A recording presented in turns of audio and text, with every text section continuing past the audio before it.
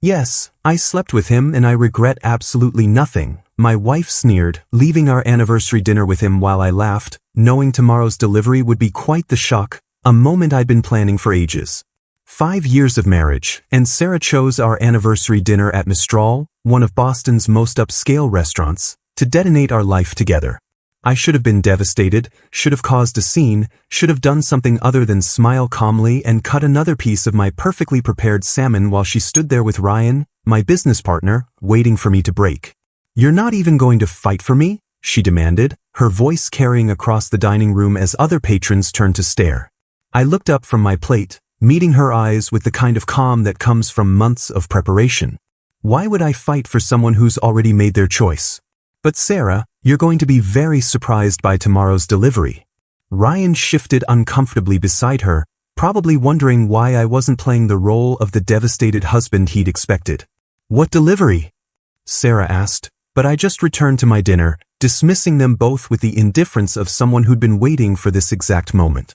They left together, Sarah's heels clicking angrily against the marble floor, while I finished my anniversary dinner alone, quietly celebrating the fact that I'd transferred our joint business assets to my personal accounts just hours earlier.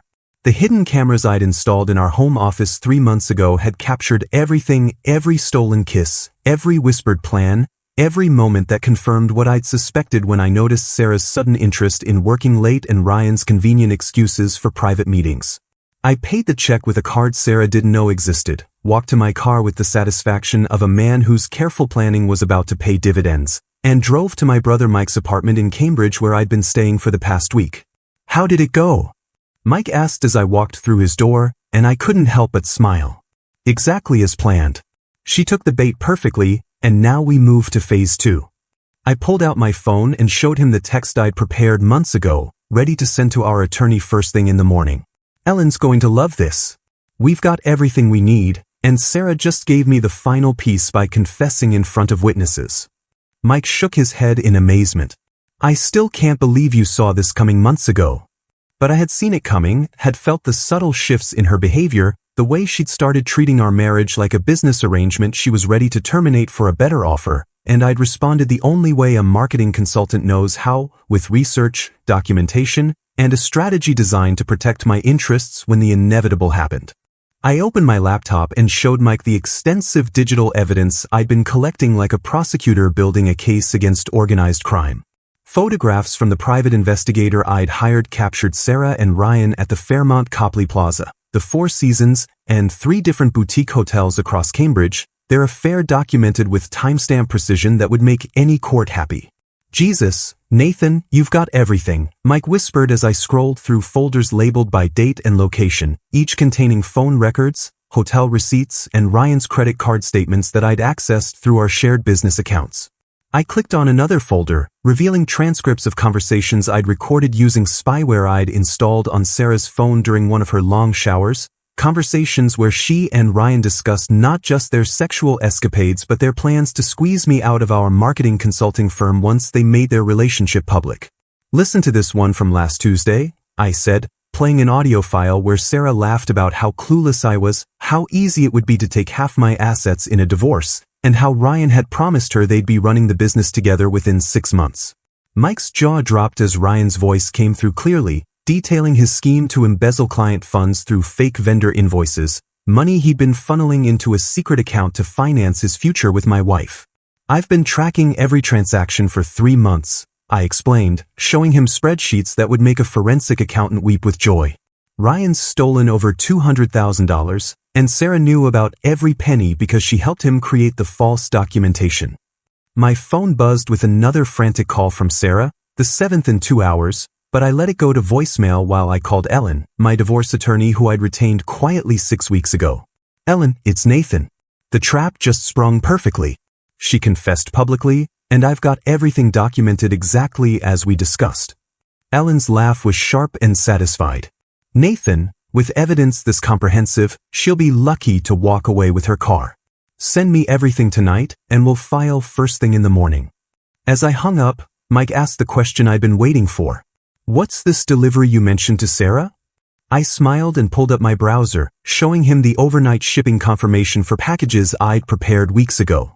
Evidence packets going to her parents, her sister, her boss at the nonprofit where she volunteers, and 10 of our biggest clients who need to know exactly what kind of people they've been trusting with their marketing budgets. Mike stared at the shipping labels in amazement. You're destroying both their careers simultaneously. But I wasn't destroying anything. I was simply revealing the truth they'd worked so hard to hide. The same truth that Sarah's deleted text messages had revealed when I recovered them using software that she didn't know existed. Each message was a breadcrumb leading to a bigger picture of betrayal that went far beyond adultery, extending into fraud, embezzlement, and conspiracy to steal my life's work. The beautiful part, I continued, is that Sarah doesn't know I froze our joint accounts this afternoon, canceled her credit cards remotely, and transferred our business contracts to my personal LLC that she has no legal claim to. Tonight, while she was probably celebrating her freedom with Ryan at whatever hotel they'd chosen for their victory lap, she discovered that her financial safety net had been quietly removed, leaving her stranded in a reality she wasn't prepared to face. I woke up early the next morning and began executing the professional destruction phase of my plan with the precision of a military operation. My first call was to the IRS fraud hotline, where I provided detailed documentation of Ryan's tax evasion scheme, including bank records showing unreported income from his embezzlement activities and false business expense claims that would make any federal agent salivate. The evidence package is being emailed to you now, I told the agent, watching my carefully prepared dossier wing its way into the federal investigation system that would soon make Ryan's life very complicated. My second call was to Marcus Chen, CEO of our biggest client, the tech startup that represented 40% of our revenue. Marcus, this is Nathan. I need to inform you about some serious issues with my business partner that affect your account security. Within minutes, I'd sent him proof of Ryan's embezzlement along with evidence that client funds had been diverted into Ryan's personal accounts, effectively ending our 3-year contract relationship before Ryan could steal any more from them. By 9 a.m., I'd contacted 8 more major clients with similar evidence packages, watching our shared business collapse in real time as contracts were terminated and payments were halted, leaving Ryan with nothing but mounting legal bills and a rapidly shrinking professional network. Meanwhile, Sarah was discovering the harsh reality of financial independence when her attempts to pay for a hotel room with Ryan resulted in a humiliating scene at the Westin front desk. My friend David, who worked there as a manager, texted me a gleeful update about how Sarah's credit cards had been declined 3 times before she finally called the bank to discover her accounts were frozen pending investigation. She started screaming at the desk clerk about identity theft, David wrote, and Ryan had to use his personal card, which also got declined because apparently his accounts are being monitored by federal investigators. I spent the morning strategically contacting key figures in Boston's marketing community, sharing carefully edited versions of Ryan's embezzlement evidence with industry leaders who would ensure that news of his financial crimes spread through professional networks faster than gossip at a high school reunion. By lunch, my phone was buzzing with calls from colleagues expressing shock and offering support, while Ryan's reputation was being systematically destroyed across every professional platform that mattered. Sarah attempted to return to our Beacon Hill townhouse around noon, but found the locks changed and a legal notice posted on the front door informing her that she was no longer authorized to enter the premises due to her involvement in fraudulent business activities. The security camera I'd installed captured her breaking down in tears on our front steps, calling my phone repeatedly while passersby watched her obvious distress with the kind of morbid curiosity that accompanies public meltdowns. "This is better than any revenge movie," Mike said when I showed him the footage. But I wasn't interested in revenge, I was interested in justice, and justice required that both Sarah and Ryan face the full consequences of their choices. The final touch was revealing to Mike that I'd been feeding false information to Sarah through a fake email account for weeks, making her believe I was having an affair with my assistant Jennifer, giving her the moral justification she needed to pursue Ryan without guilt while providing me with documentation of her premeditated betrayal that would be invaluable in court proceedings. By evening, Sarah had launched a desperate social media campaign that would have been impressive if it weren't so transparently manipulative. Her Facebook post painted me as an emotionally abusive husband who had driven her into the arms of another man through years of controlling behavior and financial manipulation, complete with crocodile tears and carefully staged photos that made her look like a battered woman seeking sympathy from our mutual friends. I waited exactly 3 hours before releasing my counterstrike, selected audio recordings that I'd edited together to create a devastating montage of Sarah's real voice discussing her plans to take my money, her contempt for our marriage, and her detailed strategy for framing me as abusive to gain sympathy during divorce proceedings. Nathan was never enough for me, her own voice declared through my speakers as I posted the audio files with timestamps and context. I deserve someone who can give me the lifestyle I want, and if I have to destroy him to get it, that's his problem for being so naive. The response was immediate and brutal, with friends who had initially rallied to her defense now posting confused and angry comments about being manipulated into supporting someone who had clearly orchestrated her own victim narrative. Sarah's best friend Lisa called me within minutes of hearing the recordings, her voice shaking with rage and disbelief. "Nathan, I am so sorry. I had no idea she was capable of this level of deception. I've known Sarah since college and I thought I knew who she was, but listening to her talk about you like that makes me sick." Lisa's call was followed by similar conversations with 3 other mutual friends who had initially believed Sarah's abuse claims but now realized they'd been manipulated into taking sides in a conflict where the victim and perpetrator roles were completely reversed.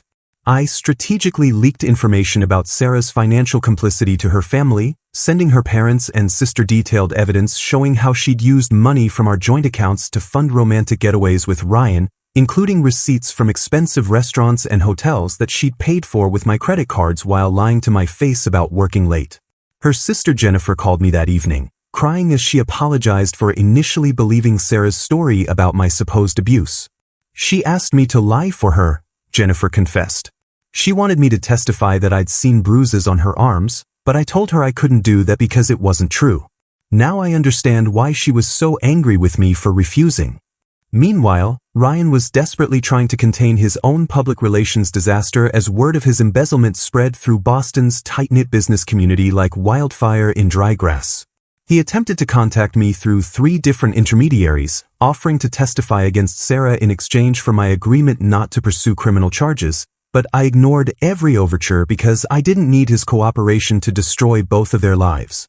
The public humiliation reached its peak when the Boston Business Journal picked up the story of Ryan's financial crimes, running a front-page article about embezzlement in small consulting firms that mentioned Sarah by name as his accomplice and co-conspirator. I saved that newspaper clipping as a memento of the moment when their private betrayal became public knowledge, ensuring that everyone in our professional and social circles would know exactly what kind of people they were dealing with when Sarah and Ryan's names came up in conversation. Sarah's desperate attempt to fight back came 3 weeks later when she hired Thomas Bradley, one of Boston's most aggressive divorce attorneys, and threatened to claim half of my business assets based on her contributions to our marriage and partnership.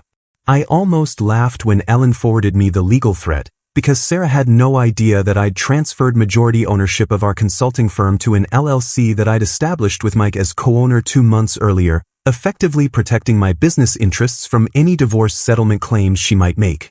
"Your client appears to be operating under several misconceptions about her legal position," Ellen wrote back to Bradley, attaching documentation that showed Sarah actually owed me money due to her documented involvement in Ryan's embezzlement scheme and her use of marital funds to finance her affair. The look on Sarah's face when she discovered her financial reality during our courthouse confrontation was worth every sleepless night I'd spent planning this moment. "You can't just take everything away from me," she screamed in the hallway outside Ellen's office, her composed mask finally slipping completely as the magnitude of her situation became clear. "I gave you 5 years of my life, and you're going to leave me with nothing?" I looked at her calmly, remembering the recording device I'd activated on my phone before the meeting. "You gave me 5 years of lies, theft, and betrayal. You're lucky I'm not pursuing criminal charges for your role in Ryan's embezzlement scheme." Her lawyer tried to intervene, but Sarah was beyond rational thought at this point, her voice echoing through the courthouse corridors as she revealed her true character to anyone within hearing distance. "I never loved you anyway," she shrieked, confirming what I'd suspected but never heard her admit so directly. "You were always just a safe choice, someone who would pay my bills while I figured out what I really wanted.